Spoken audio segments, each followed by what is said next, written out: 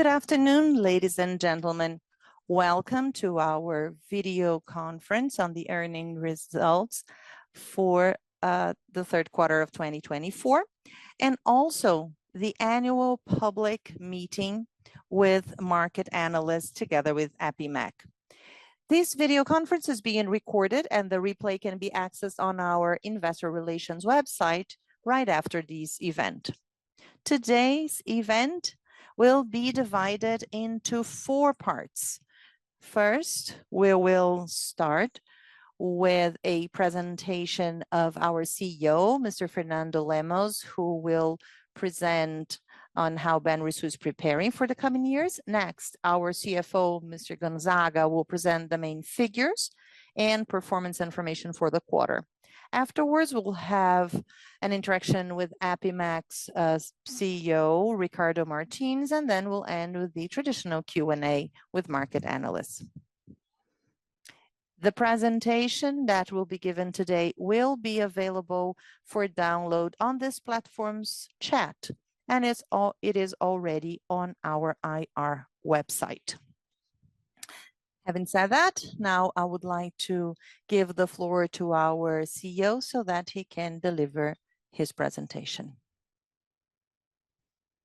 Good afternoon. Welcome to our third quarter earnings release of 2024 and our annual public meeting with market analysts. Before going over our figures for the quarter, I would like to give you an update on my first year as a bank CEO. Our strategy is defined by 3 pillars. Pillar 1 is a publicly traded bank. Pillar 2, this is a smart bank. And a third pillar, a bank towards plus 100, the next 100 years. And today we'll focus on this third pillar because Banrisul celebrated its 96th anniversary in September. And throughout our history, we've been through countless challenging situations, from economic to financial crisis to the pandemic. Now, most recently, the May floods that affected the state of Rio Grande do Sul. And we have always been able to face the challenges brought by each of these issues in the best way possible. With this in mind, I would like to discuss some actions and initiatives that show how we are preparing to take Banrisul into the next 100 years. We know future challenges will be focused on technology, and this is the path we have chosen. As an example, we have already implemented biometrics, which is an opportunity to position Banrisul as a modern and up-to-date bank. It brings more security and protection to operations and improves customer experience. Our digital signature is an important step forward in improving our efficiency and cost management. We launched a new feature in our app called Minhas Finanças, My Finance. With straightforwardness and security, customers can bring their funds from other institutions into Banrisul accounts using information shared on Open Finance. The solution gives customers autonomy and freedom over their information and facilitates day-to-day financial management. We also modernized the Banricompras product, making it easier to manage and use the card. Now the card features contactless NFC technology. We have enhanced user experience by grouping together various functions in a single area of the application, such as bank statements, management of credit limits and purchases made, card settings, and personalization, among others. We are also moving forward in offering life insurance in a 100% digital journey. Soon, other insurance products will also be available on the app, allowing us to expand cross-selling with our customers. To make it easier for people to access the banking system, whether for services, information, or credits, we have Banripontos, our network of banking correspondents. Banripontos expand the range of face-to-face services on offer, providing customers with more convenience and practicality. Banrisul has invested efforts in the use of generative AI in an internal solution with the aim of facilitating customer service. On another front, we have been testing AI in initiatives that aim to personalize the offer of products and services, identify consumption patterns, and support credit scoring models. We participated in the construction of DREX together with Serpro, the Federal Data Processing Service. This partnership enables the development of new products and services aimed at a new era of asset tokenization and smart contracts. The new digital account is one of these semester's major launches for individuals. We have developed a new 100% digital experience for opening accounts via the app. It's fast, simple, and intuitive. We started in a very controlled way in June without much publicity, testing and evaluating the journey and performance. Now in September, given the good results of the pilot project, we decided to expand it, allowing account opening throughout the state of Rio Grande do Sul and some locations in Santa Catarina. Since the expansion, we have opened more than 50,000 digital accounts in line with our strategy of expanding the customer base. So far, I've commented on projects and solutions that are already up and running, but we still have solutions on the drawing board that are expected to be launched soon. As part of our strategic focus on regaining prominence in the individual segment, opening a 100% digital business account integrated with Vero payment solutions will be an important step forward. As with individuals, we should launch it as a pilot project and evaluate the results before expanding. We will soon officially launch our global account. This product further strengthens our relationship with our customers and brings versatility to our product offering. We opened the pre-sale in October via the app, and we already have received over 23,000 requests. Finally, I'd like to outline the main highlights of this quarter's performance, which Gonzaga will detail next. We achieved a net income of 197 million BRL this quarter with a strong year-on-year growth. The net interest income remains on a path of annualized growth, reflecting the expansion of the portfolio, with expenses with credit provisions remaining within the expected levels. Fees and services revenues grew at an annualized rate above inflation in the period and covered 102.8% of personnel expenses. Total assets grew 15% in 12 months, with a contribution of 9.9% from the loan portfolio, performing above the top of our projections. The delinquency or default rate over 90 days closed the quarter at 2%, which is lower than the last quarter. I would like to thank you all for your participation, but before turning over to Nathan, I would like to show you the video of our digital account campaign already featuring the main media outlets. Well, we cannot please everyone. Some people believe that I'm too intense, too daring. Well, maybe that's the case. Well, but maybe they do not like what's new and different. But I don't like to explain myself. I don't have time to lose. And if you do not like wasting your time either, you can open your account and Banrisul through the app, and you can get a credit card. Come to Banrisul.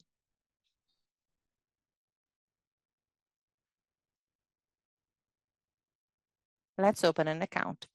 Just click on I want to be customer on the app. Then click here, have your ID at hand, and insert your data.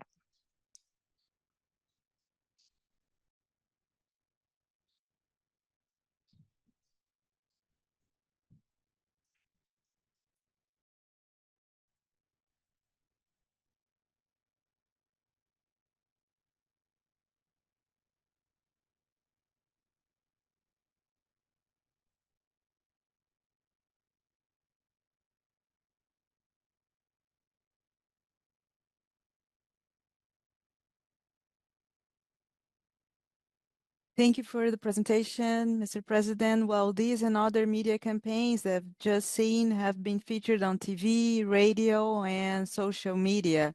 I believe in the last video you could see how the account opening journey has become simpler and faster, improving the customer experience. Within 5 to 6 minutes, it's possible to open a Banrisul account right now. But now I'd like to hand over to our CFO, Mr. Gonzaga, who will share with you the main performance highlights for the quarter. Mr. Gonzaga, the floor is yours. Good afternoon, everyone. First of all, let me make a brief introduction on the state of Rio Grande do Sul economic scenario. Almost 90% of our business are in this state. Last year, we've had a major flood that affected the state's economy in September 23. This delayed crops, harvest, and this is one of the main business of the states, agribusiness, soy, corn, rice, for the crop of in October 23. And then in the next year, in this year, in 24, by the end of April, in the beginning of May, there was another flood, a tragedy in Rio Grande do Sul, and then some crops were lost because the planting was delayed in 23, so it led to these effects in the crop harvesting in 24, also affected by the flood. But the state of Rio Grande do Sul has been extremely resilient, and this has been seen in the economy of the state. The data show that the state has been growing with surprising figures, considering year on year, and also considering previous years. Another point that shows improvement, very positive growth, are in means of payments. We follow our competitors, and means of payment have positively developed, surprising us. And this shows how resilient the economy of the state is, which brings a direct reflects to our or impacts to our business in the companies we work with, in the agribusiness, and all the other segments. Well, to present some of our results, if you consider the last quarter, we've had a positive result, 11% regarding the third quarter of 23, 11.5, and in the percent in Rio Grande do Sul, which also is reflected by the economy, the second and the fourth quarters are usually or traditionally they have better results than the first and the third quarters. In January, in February, many people are on vacation, and then in the third quarter, we go through winter in the state, and this is reflected in the negative results of the first and third quarter.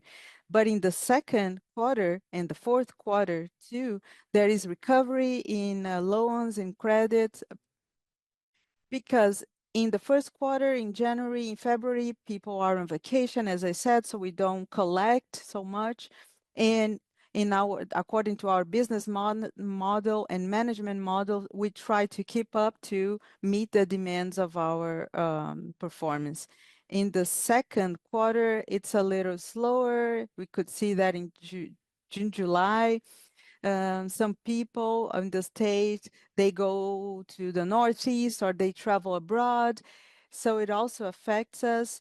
And in the fourth quarter, there is an improvement in the bank's finance due to the better economy. So the second quarter was not as good as the third quarter, but according to our evaluation, considering all the climatic challenges faced by the state of Rio Grande do Sul, we have been reasonably good. Our ROE in the past 12 months, if you compare it to the third quarter of 23 to this third quarter, it's reasonably good. It could be better, it should be better, but also if you measure or compare the third quarter of 23 to the third quarter of 24, there was a positive impact of 2.4%. And as I said before, the third quarter of this year had a better performance if compared to the third quarter of 23. We had 193 in this third quarter. Financial margin was good. Loans provision recovery was on average. It wasn't as good as we expected, but we've had some recovery of loans because there were some adjustments regarding the flood that happened, and in other expenses, we are in line with the market in inflation. We had some administrative expenses and others. In taxes and others are in the order of 125.1, which led to a result of 190 million in the third quarter of 24. regarding our net interest income is 12.3. If we consider the year is 11.6, a little lower the second quarter of the third quarter of 24. The second quarter of 23 and the third quarter of 24 shows this event we've had in the individual's portfolio. It was given, but when we checked the payroll loans, we had 3 months with of interest as a grace period. So the clients could wait for 6 months before starting to pay. And then we added this to the other installments he had to pay or they had to pay. There were other social actions. A part of these clients came down to 4 months and they didn't pay interest rate over this capital for these 4 months. And by the end of the agreement, these installments were placed with no interest. This led to a phenomenon that had been discussed in the previous video with the market analysts showing around 50 million reais. This was in this 38 they are related to other phenomena. In the overdraft, some people didn't pay, some clients didn't pay their installments. That was accrued in our agreements, both the no interest 4-month installments and in the, agreements and in the 6-month agreements too. People kept their money and they reduced their debt in the overdraft service. This led to almost 50 million reais, 100 million reais, both areas. And we didn't accrue credit card for 2 months during that period. This was all due to the flood. This has been all accounted for, and moving forward, this will be a new situation, and portfolios are very healthy. Customers will start paying the installments normally, but the loans, the payroll loans are very good, and default rate is very low, as I'll show you. We also had a specialized phenomena with some adjustments of this 29 millions that had an impact on the net interest margin in the cyclic area of loan recovery and credit recovery due to this changed seasonality in quarters. I believe that in this fourth quarter, we will improve in this area that had this decrease of almost 30 millions. In treasury, we are conservatives, as you know, the CLF, the operations of AAA business, and the others are government bonds. So this has to do with the effect of the flood, the floods that affected the effects that are already accounted for. I can tell you that we will be in the center, not in the center, but moving towards the right of our guidance. Our expectation is to have a performance as we have estimated. We also have our loan portfolio here with had an increase that was good. One portfolio was a little better than the other. There was some problems with figures. The rural portfolio, this happened in all banks in this market, included in Rio Grande do Sul operations due to this climatic event. Then the central bank increased the period, always making promises, not the federal bank, but the government saying there will be money from BNDES and all of this. I mean, many clients who needed funding for their crops, we ended up providing these loans to them so they could plan, and we refinanced this operation for 3 or 4 years, 3 or 4 additional years. This led to a growth that was not expected for this portfolio. Here in 23, if we didn't have the flood, we would be 19, 20 maximum. But due to these effects, this portfolio showed this growth. and through time, this will be corrected or leveled with the payment of the operations which were financed. And according to the periods that were given, this is not BNDES, and this portfolio, we estimate that will be 20 throughout the year of 2025. Obviously, this will have a growth in this percentage in retail for individuals accounts. We want to improve our margins, and also the retails for individuals accounts. If you look in another point, we were always at ease according to the calculations of 49,966. We see no impact coming from the methodology for the previous year. Net equity and provisions and capital, the impacts will be residuals if they come, either positive or negative. This is what we expect. In terms of companies, our performance is this. We have important products, the unique account, Conta Única, with good performance. The working capital default was decreased in our daily routine, and our payroll loans shows the increase we've had. We have a good participation in Rio Grande do Sul market, and our core is in Banricompras, with Vero company. This also led to an increase both in cards, especially overdraft, but this is it's an operation that has space and room to grow, so we can improve our margin in the retail for company accounts and overdrafts for companies with this margin, which is known.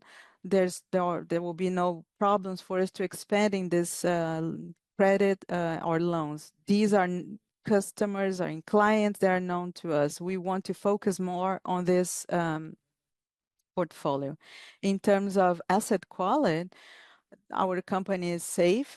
After all the adjustment period coming after the flood, this was 2.1, 2.8 in the individuals, 3.3 in the companies. The impacts of defaults over 90 days improved our cost for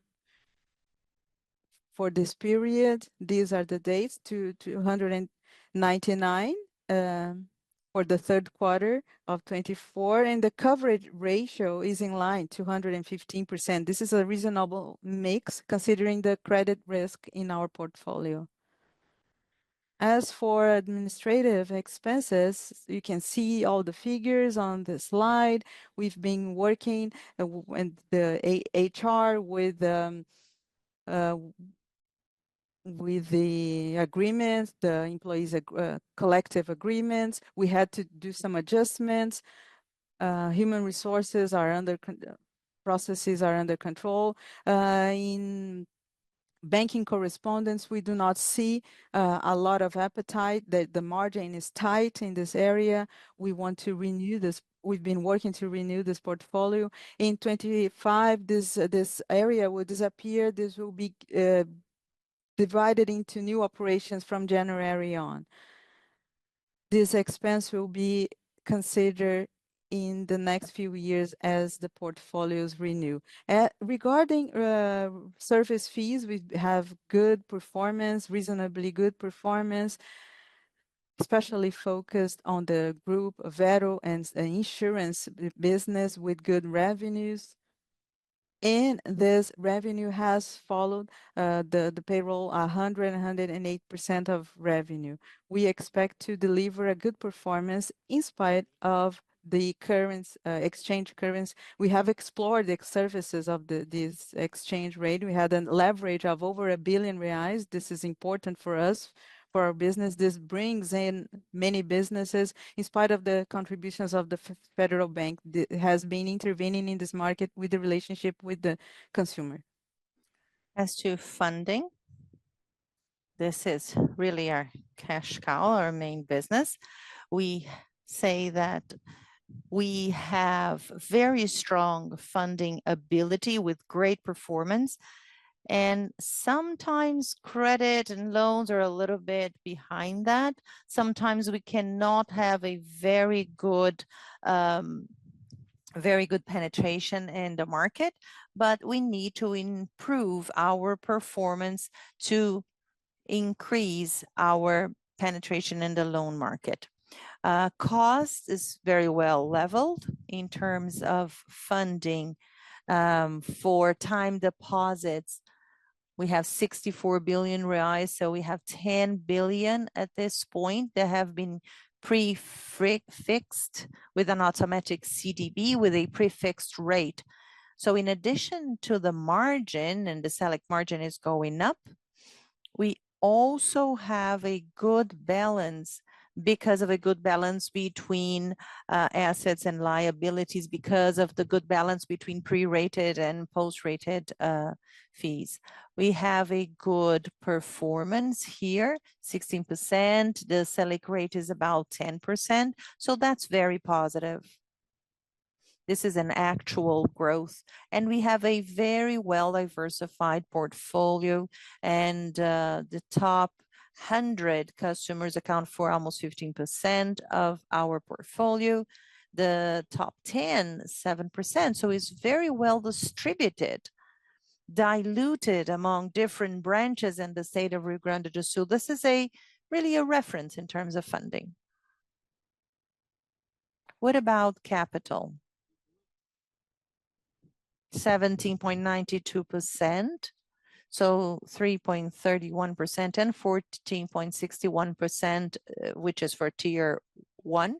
And for tier 2, that will be due in 2026 and 2027, still we are very comfortable. We do not know whether we are going to the market for more capital or not, but that's something that has not been defined yet because of credit expansion. So we have cash, we have capital. So we expect to reach our targets for growth in loans, especially for corporate accounts. We have enough space for that. We have market for that, good companies, but we need to work more on these aspects. So that's basically it. And now we are open to entertain your questions, but I think that before that, we have Apimec's words. So before we move to the Q&A session, I would like to invite Apimec President Ricardo Martins to join us. Hello, Ricardo. Hello, Natam.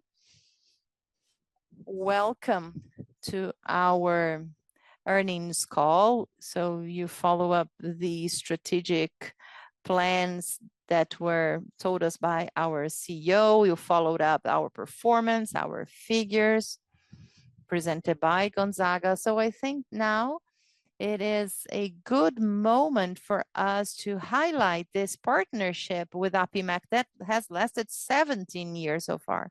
Thank you, Natam. Our partnership is a good example. So for our selo assiduidade, which is a seal of attendance, you already have it at the platinum level. Not many institutions have that. And this seal is intended to highlight the value of information. First, I'd like to congratulate you for your 96th anniversary. Again, not many institutions or companies in Brazil can celebrate this type of anniversary. They long-standing companies like your own. And I would like to thank Fernando for its participation, although I understand that he could not attend this meeting in person because of conflicts in his agenda. But I would like to thank him for being here, for leaving a message. I'd like to thank Gonzaga for the work he has done, and Irany, Ivanor, and you, Natam, and also Werner. I would like to thank all of you for your dedication to this event. We always try to reinforce this message. The more executives are in the market, the better these appraisals and evaluations can be.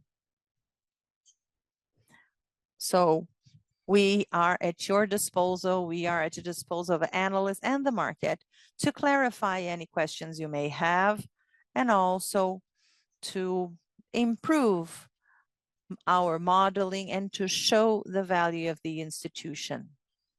I would like to briefly reinforce that Apimec was created in 1970 through Apimec, which was an association of analysts. And after we created Apimec, investment professionals joined this group. So our association was created in a meeting like this one. Analysts and market agents were looking for information, while companies and institutions wanted to give their information to the market to make the market understand those information more clearly, to be able to assess and to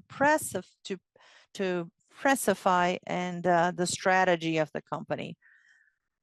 So 17 years of these partnerships. So congratulations once again.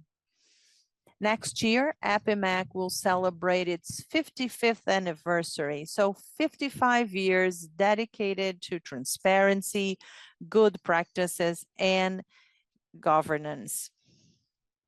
I would like to congratulate you for this celebration of 96 years of existence and over 17 years of partnership with Apimec. We feel very honored to be a partner with Banrisul, and the market, of course, will benefit from that.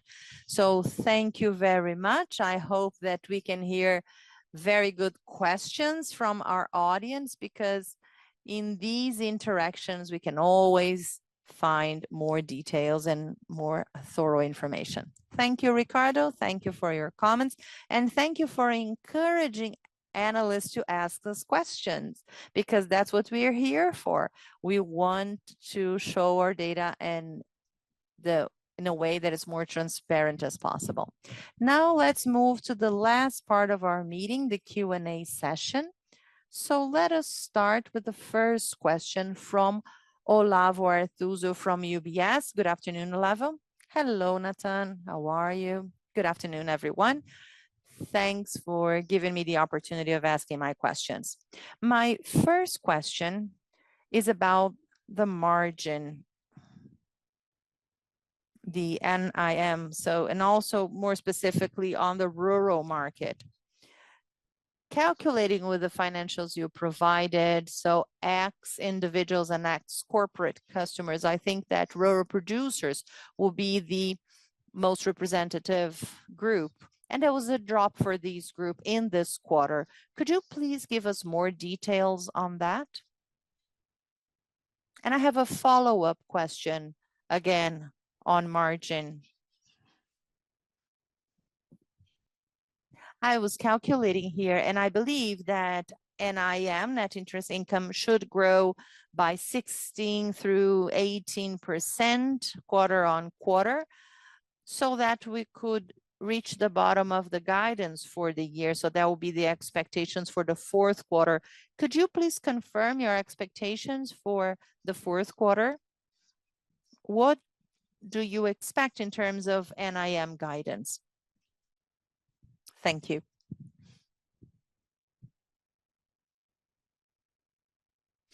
As to rural credit, rural loans, we know that you need to follow a table. It is a fixed price and fixed interest rate. This is determined by the government.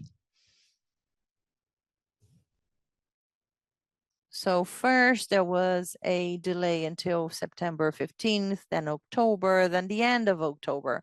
So those loans were postponed. We have closed the contracts that are going to be refinanced through BNDES resources, almost 100 million BRL. Because of that, we are taking resources from MCR 62, and that reduces the money that I could allocate for next year. That was done with a part of the money, and the other part comes from government transfers, either from National Treasury or BNDES. And as there's another part of credit loans for which we have a reasonable margin of 2.75, and that's better than the Selic rate, MS63. Now, the portfolio itself has a margin that requires some work to be more elastic. This is not like overdraft or a credit card where you can gain more money. Or even working capital, you can get better margins over 6%. So this portfolio you're talking about has a very tight margin. And you have to avoid default. And as you saw, this was a little bit high, as you could see in our figures, because of the measures taken by the government that caused confusion throughout the market. Many banks like Banrisul believe that rolling these loans or these debts is because of the floods. We are trying to be very selective in these loans, but if you funded a rural producer in the previous year, you cannot remove that from them the next year. Otherwise, you're going to have loan problems. That's their business. This is like owners of restaurants. They need to sell food every day. That's true for supermarkets as well. And rural producers need to plant every year. That's their business. That's their company. So I agree. It is a tight margin. And that portfolio was a little bit beyond what we expected because of these events. But we are managing that portfolio to control the levels of default to minimum level. So these portfolios are doing fine. We have a good relationship with our customers. As to the 16% or to 18% of NIM that you mentioned, yes, your calculation is correct. We are working to deliver 18% in the next quarter. We are renegotiating with some customers, and we repricify all portfolios, expecting a Selic rate at 14 or 15%. So we've been working on that. So we are following the expectations of the market. Yes, we have chances of reaching 18%. It is a tight target, but it's feasible. I think it's probable that we will reach 18%, but yes, it's a tight margin. It's not what we expected in the beginning of the year.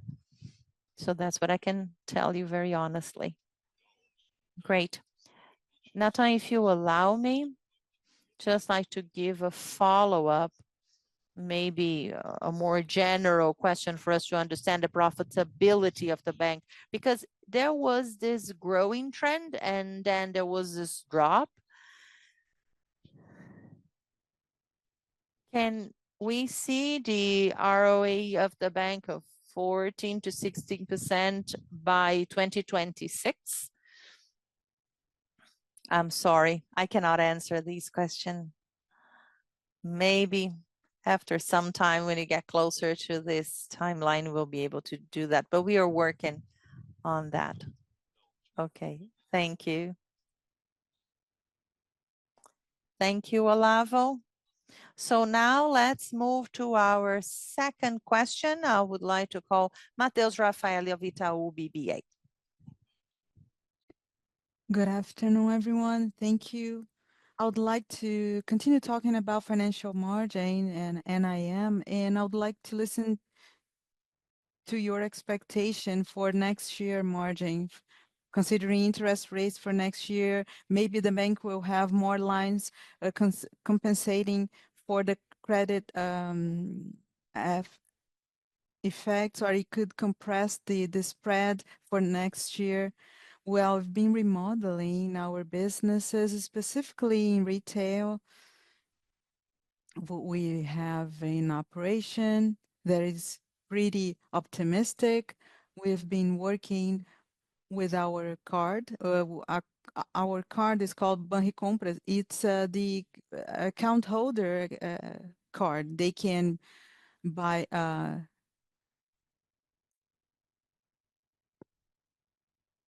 use it like a credit card or make purchase inside.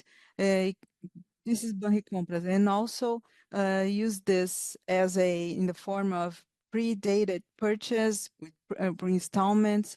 This gives us a pretty competitive position in the market. So our 3.5 million users who have this card can make these operations with installments. They have a good limit in overdraft, credit limit, and also we have Vero, an MDR at Vero. Part of this turnover is in AR, the advancement of receivable accounts. I still work at Vero as a chairman. And within the bank, always the margin is around 10%. There is a leverage in overdraft. And then you can imagine all the accounts we've been making. So we are pushing the companies to start using this card.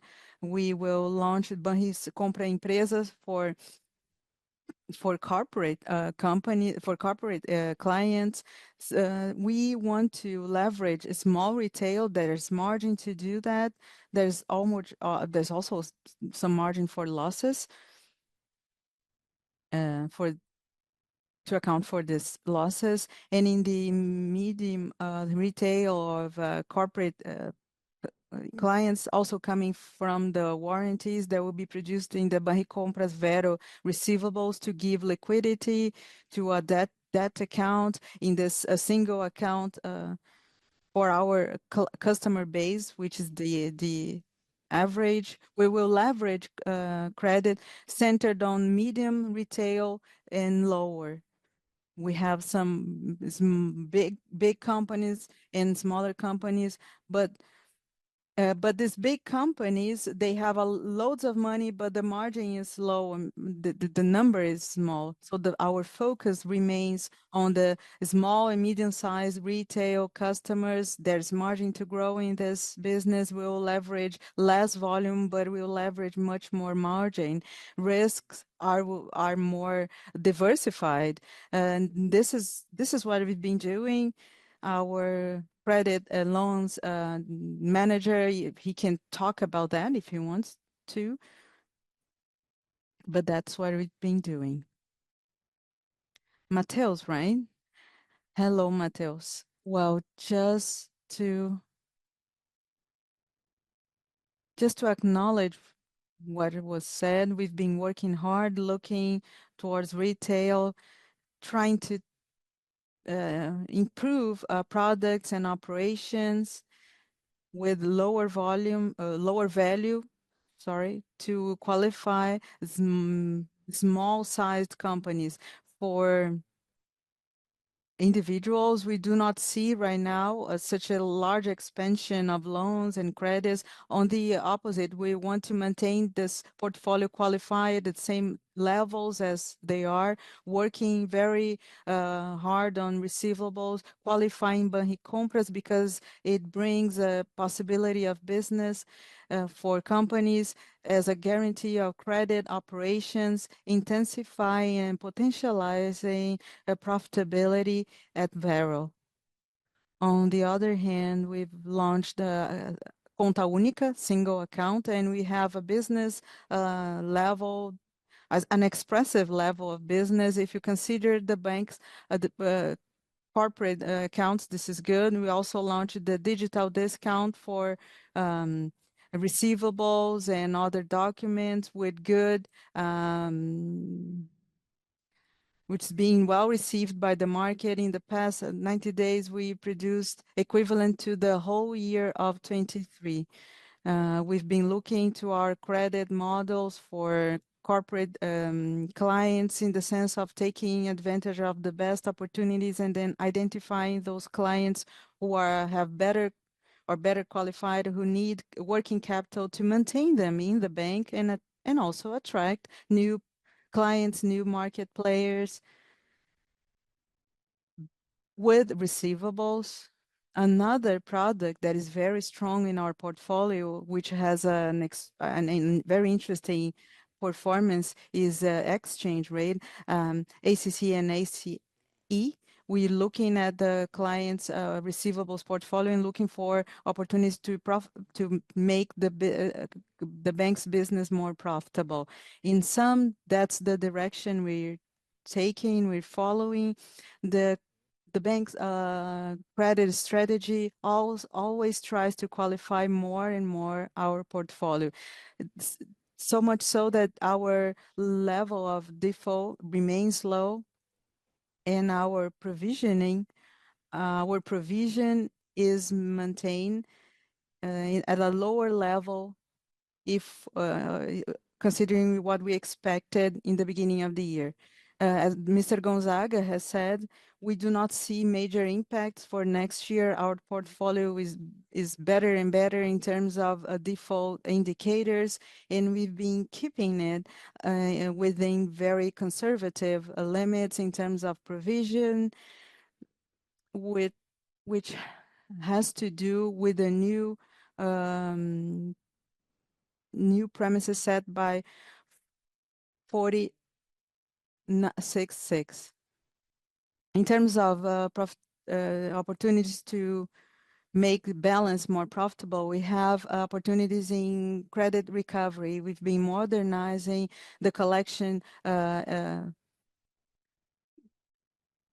department collective score, and our recovery curves are below the market curves. We have the opportunity of making it the same as in the market. We have a consulting company working on that, especially in credits that are already ongoing. In terms of collection scores, we'll be working with law firms. There is an opportunity to increase our results by doing that. Just to comment, though 38 million in the individual's portfolio in our NIM, we're talking about this cycle. It has happened, it has been accounted for, all the losses were accounted for, and now we expect to have 70 million positive. This was 220 regarding the adjustments for the flood or connected with the flood. So we'll be above the semester. Is that it, Matheus? Yes, thank you very much. Thank you. Well, moving now to Ricardo Bispingo from BTG. Ricardo, you can go ahead. Good afternoon. Thank you for this opportunity. We've seen a more challenging environment to grow in payroll loan. The spreads that are more related to this increase in interest rate curve and competition for new participants like FIDEX. And considering this context, I'd like to listen to you about your appetite to grow with this product. You've talked about more appetite to grow in PMR portfolio. What is the relevance of this portfolio right now, and what's your target for this in the next few years, just to have an idea of the size you're planning for that? In terms of payroll loans in INSS, we have an operation that we've been working with, a partner of ours, Pay, and market takes commodities with very low margin. The government intervened in the rate, and now they intervened downwards, but they do not want to intervene upwards. But with the market, if you go one way, you have to go the other. But with a Selic of 13.5, 14, 15, well, the market will stop. We are operating while we still have a margin. There's another side, the technological side of this operation. We'll take this operation, we'll take it down. At least this is what we see. This operation will be fully digital with rates bids. I hope the government stops intervening with the market rates and lets the market operate freely. At the same time, we do not want to make this portfolio grow right now with prefixed rates, but we do have a reasonably good operation, which is the operation in the with the operation with the retired clients of Banrisul in the state. In Rio Grande do Sul, we have a large number of retirees.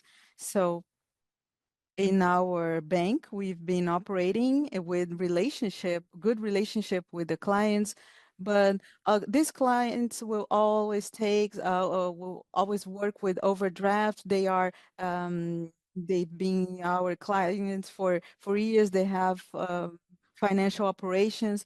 So this is not for any other players of Rio Grande do Sul. We, Banrisul, can deal with these retirees. That's why we have this battle with INSS bids. We won the 4th place in this bid in Rio Grande do Sul. But even with this 4th place, we have almost 40% in the market due to the availability of network in the state. In the countryside, there's no Itaú, there's no bank, but there is a Banrisul branch. So we cover this payroll, this part of the payroll in the bid. So this is the good part of the market. And then we work to migrate our clients. They will cost more to our competitors. So we will come, if they come from the payroll into the bank, they will cost half of the price. So in the last bid, we went wrong, but this is over. They can leave the INSS loan in another bank, and they can come to our bank and they'll get a cash back. This is a pretty, I'm being a little ironic, but that's true. We cannot play with the market. We must be serious about the market. In some, this market doesn't have a lot of appetite for Banrisul, but I believe that for all banks, I mean, the situation is the same for all banks. It's about give and take. One bank takes from the other and so on. Unfortunately, this category of workers will be a little affected, and the market, the main banks will take hold of them. Maybe it's a bank specializing buying and selling portfolios, not the commission margin due to the sales. But there is space for that. There's room for that. We are working on some allocation of this nature. Okay. Ricardo also had a second question about the corporate segment per month and the relevance of our portfolio. Yes, and where this relevance could take you, because you have a bigger focus on this segment. Getúlio, would you like to jump in? Hi, Ricardo. In the corporate segment, we see a major potential for the bank's growth. In the previous year, we couldn't find the appropriate growth, so we've been working to do that, qualifying our teams, training our teams, directing them with products that make sense due to the bank's characteristics, focusing on receivables. We have a customer portfolio that has room to grow. We see a very good opportunity given that our share is low. So it's a given opportunity. We should have proper products that can compete with the products of other banks. Our focus is on receivable operations connected to receivables. This is why we created the single account, Conta Única, with the digital discount. We're looking to Vero as a growth opportunity through the Banricompra transactions, and also providing credit for companies and companies accounts, and looking out to other operations with better margins so we can improve our KPIs and financial margin results. And this is basically our focus. And we do see a good growth opportunity to leverage market in the segment of companies. We have a very strong appetite regarding this value in this corporate segment. If you look at the numbers, they are public. In the central bank in Rio Grande do Sul, there must be 195 billion in credits for the corporate segment. Our numbers are public, are known. We have a very low share of this segment. We want to make it grow, especially in this small retail. We have capillarity. Our clients are within the bank, are with us. It's about taking them from other banks, competing with other banks, and also summing them with Vero. We are placing some targets. We are directing our sales team to go for it. But this appetite to make a portfolio grow, but there's another thing, which is the quality of the portfolio. We are experienced, so we do not want to make the portfolio grow without quality, but we do want to do that. We really want to do that. That's clear enough. Just one quick follow-up question. If you could talk about the time of the postponements made for the payroll loans due to the effects of the flood. What about these postponements? Well, part of the portfolio, there was a suspension of 4 installments, and the maturity date was in after May, June, July, and August. In September, we started to debit from these accounts in the payroll, and the maturity date was in October. In the November payroll, the 6-month period, it will end for this payroll operations with regular interest payments and more or additional 6 months of period that will end in this payroll of November. Maturity date on December the 2nd. So we're about to close this period. I would like to make it clear that the big volume that was postponed with taxes, and a small part of this portfolio was due to legal orders, judicial orders with 4 months of suspensions of 4 installments with no taxes. It's important to make it clear, here that the remaining portfolio balance of these operations that had 4 installments postponed, it continues yielding interest rates, just those 4 accrued installments in the agreement. By the end of the agreement, they will not, there will be no charge of interest for these 4 installments.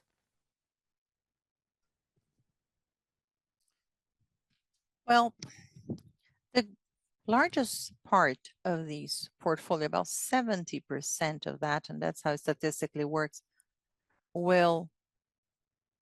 people will contact the bank to get more money because the payroll loans where customers work like that. They want maybe a little bit more in 5 months. So it's renegotiated. So the interest rates that will take longer to be received will be negotiated again. So this is what we did with a prefixed rate, adding the inflation rate or a Selic rate expansion of 15%. Thank you. Thank you, Ricardo. So now let's move forward in our list of analysts. Now we will hear from Antonio Ret from Bank of America. Antonio? Hello, thanks for taking my question.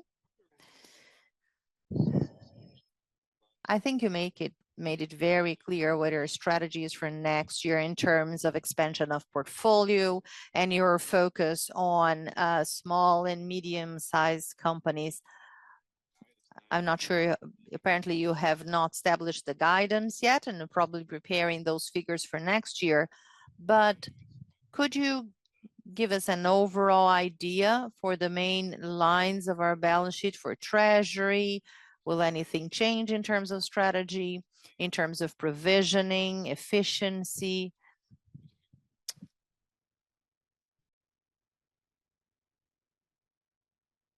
Well, in terms of credit lines or loan lines for real estate loans, our operations are suspended. So these operations are suspended for retail, even with the measures taken by the market, and this is a determination from Caixa Federal. Some companies still had their loans approved, so we are going to assess whether we're going to defer loans and for civil works, okay? But for civil works of companies that maybe the building is still going up, so to speak, for those, we're going to increase liquidity so that our customers can sell their apartments, and it's going to simply disconnect or to cancel those contracts. But suppose it was an apartment that a customer had a used apartment, maybe switched for a new one. We're also going to provide loan for that. Credit letters, they're not so valuable.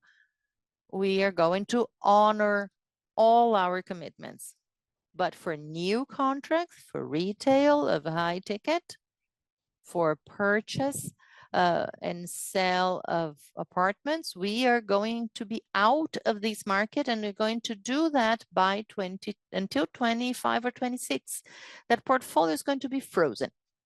There's going to be a small growth because of these leftovers that we had, and then there will be some liquidity of PMTs in a month, and that is due to some of the operations.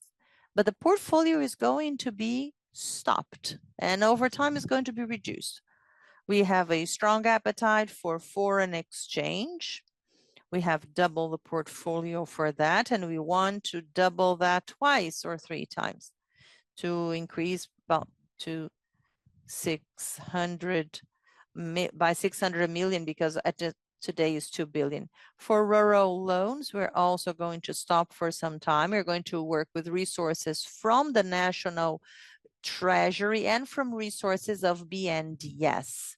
Some sort of transfer, for example, for equipment loans, but very slowly, no rush at all. And as I mentioned, we want to double the portfolio for other types of loans. It's difficult to deliver that over time by 2026, or at least until 2025, go up to 50%. This is what we are working on. Not sure whether we're going to be able to deliver that, but that's what we expect. And also small retailers with a large margin, both for individuals and more specifically for corporate accounts, for small companies. Okay. I think the portfolio strategy is very clear. Could you share with us some information as to the other lines, such as treasury, operating costs, provisioning? In overall terms, I understand it's too early to talk about figures. Provisioning, we don't have problems with provisioning. We do not expect any impacts. As to operating costs, of course, the board is concerned with that because costs are like nails. You have to keep trimming it. because they grow too fast. So we need to manage that. Human resources, we don't expect anything at this point, but we could implement a voluntary dismissal program if we feel it's important. Trying to manage costs that are under our control. Because of course, if you have a collective bargaining agreement, you need to pay for that increase that was decided in a bargaining agreement. We are also trying to rationalize some of our branches.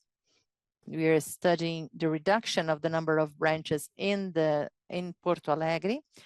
The timing for that has not been determined yet, because there is room for that. We do not need so many branches because the digital banking is really growing, but we have not not decided that yet.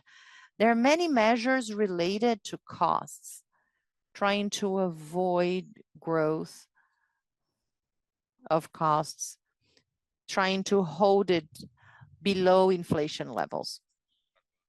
Okay, thank you very much. Thank you, Antonio. Now, we are going to open from Nishio from Jadial. Good afternoon, Gonzaga. I have two questions. The first one relates to the Selic rate, which is in an upward trend. You've talked about some of the measures that you plan to implement and having Selic pegged growth for assets. For liabilities, you have prefixed lines that are growing. But in overall terms, what would be those measures that would protect you from the high Selic rates? What about maybe a 1 percentage point increase in that rate? How much would that impact you? I would like to hear about your potential exposure you would have if there was any mismatch for assets, the previous amount, current amount. So that would give us some visibility over that. And I have a second question that you've already covered, but I would like to hear your take on what is that the bank needs to have to go back to the levels it had before the pandemic.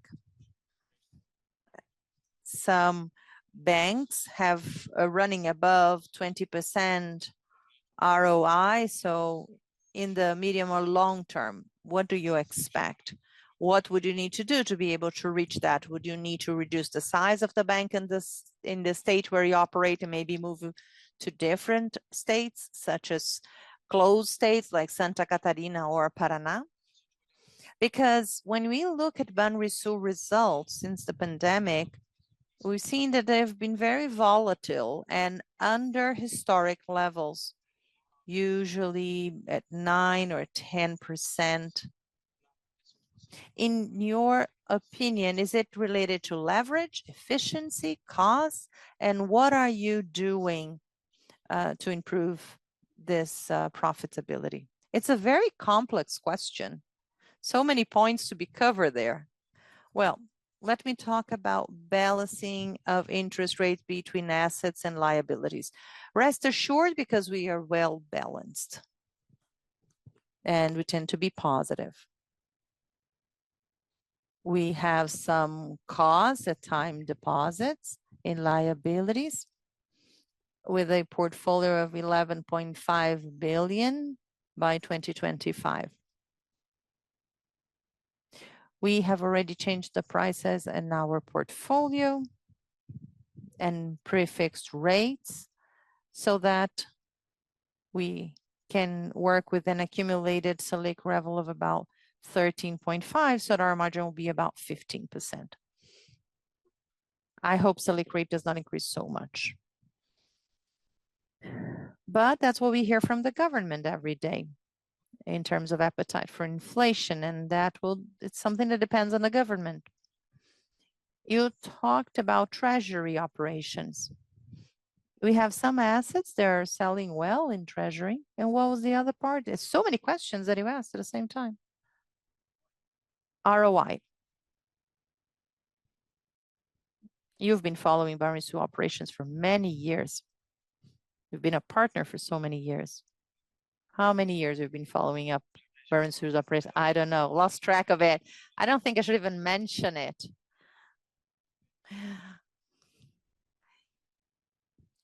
We've had a much better ROI performance. We've had some drops there, but as I mentioned before, we are doing everything to put the bank back on track, focus on retail, focus on operations that are more profitable, focus on our core business in individuals, working on overdraft, credit cards, Vero, also payments in installments, and also for corporate accounts, something similar to that. Well, that's the path to take. We need to do what we know how to do best. As to expanding to other states, yes, we are considering that, but through Vero and the digital account. Maybe to have that in, well, we already operate in Santa Catarina. We plan to move to São Paulo and other states in Brazil with a very safe operation, well-structured, with POS that is conducted by third parties. And that's our business. We work a lot of technology at Vero, and we plan to work with Vero and digital accounts, but we want to do this in a safe way. I don't know if I covered all your questions. Yes, you did. But and just another question related to exposure or sensitivity to a change of 100 BPS. Are you familiar with that? Do you, or all the mismatch levels that you have today? Mismatch between the volume of liabilities and volume of assets, I mean? Yes.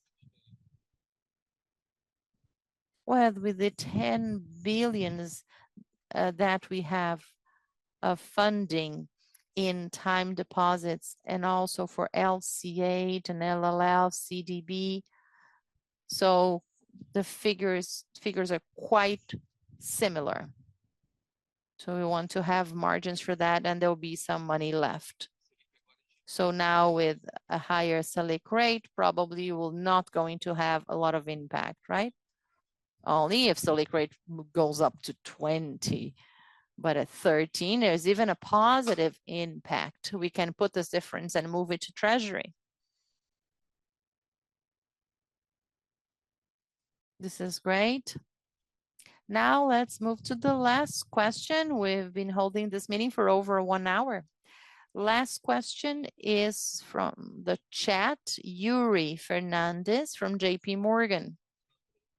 He is asking for more details related to our NIM pressure and how do we think about it in 2025, considering higher rates outlook and payroll caps. We also talked about both questions during this call. And finally, his last question relates to judicial deposits. Could we provide more details about how relevant this line is for Banrisul? It will be interesting to learn more about that because the bank manages some of these judicial deposits. Did you work at BTG Pactual? No, I understand he's at JP Morgan today, but did you work for BTG Pactual in the past? Well, I had a friend there who was also called Yuri. Well, judicial deposits is a market in Brazil that's an important market in the country. In Rio Grande do Sul, this portfolio totals about 17 billion reais. 10 is in the hands of the state, 7 billion is managed by the judicial court system. And this is already accounted for in our time deposits. So 7 billion in totals. A small part of that will also be to municipalities. We have an administration fee on that. It's a contract that we have with the the judicial court, they are responsible for that. So we charge an administration fee to manage this portfolio. We manage the liability. So individuals who made judicial deposits. And the cost for the judicial courts is the cost of a savings rate. And this money is allocated at a Selic rate. So that is this difference. About 7% a year.